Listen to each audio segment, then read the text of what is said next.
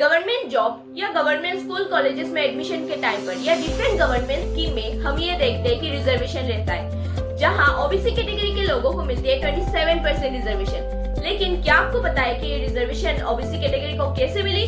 तो hey everybody, welcome back to my channel with another video. आज की इस वीडियो में हम जानेंगे कि ओबीसी कैटेगरी के लोगों को रिजर्वेशन कब और कैसे मिली। तो OBC category basically refers to that community जो सोशली एंड एजुकेशनली बैकवर्ड है, but not as marginalised as scheduled caste and scheduled tribes. Now उनको रिजर्वेशन कब और कैसे मिले? तो ये सच है कि इंडिया में जाति व्यवस्था बहुत पुरानी है, लेकिन जब ब्रिटिशर्स इंडिया में आए तब उन्होंने जाति व्यवस्था को और भी बढ़ावा दिया। सिर्फ उच्च जाति के लोगों को ही educational sector and government job में जगह मिलती थी। For the first time in the year 1902 में कोल्हापुर में अंडर डेवलप्ड लोगों को रिजर्वेशन दी गई थी बाय द ब्रिटिश गवर्नमेंट।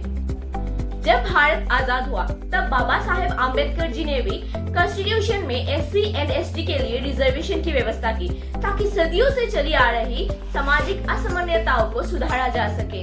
लेकिन तब ओबीसी यानी कि अदर बैकवर्ड क्लासेस के लोगों के लिए कोई रिजर्वेशन की व्यवस्था नहीं थी।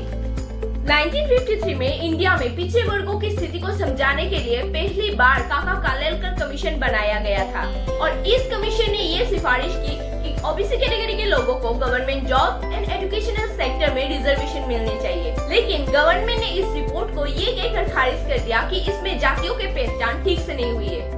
जनता पार्टी के सरकार ने बीबी मंडल के नेतृत्व में एक नया आयोग बनाया, मंडल कमीशन के नाम से। इस आयोग ने भारत की 3000 से ज्यादा जातियों की सर्वे किया एंड बताया कि देश की 52% आबादी ओबीसी है, और सिफारिश की कि ओबीसी को 27% रिजर्वेशन मिले एंड रिजर्वेशन सिर्फ एससी एंड एसटी तक सीमित न रहे।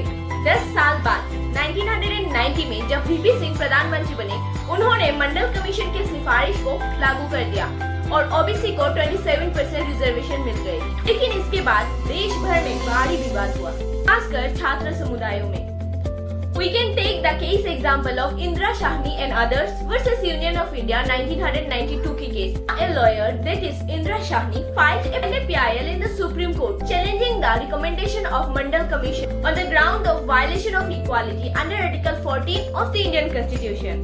जहां सुप्रीम कोर्ट के 9 जजेस बेंच ने ये जजमेंट दिया कि ओबीसी रिजर्वेशन सही है, लेकिन कुल रिजर्वेशन 50% से ज्यादा नहीं होनी चाहिए।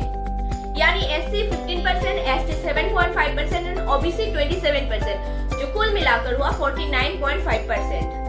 आज ओबीसी को government job, education sector and अन्य क्षेत्रों में 27% रिजर्वेशन मिलता है।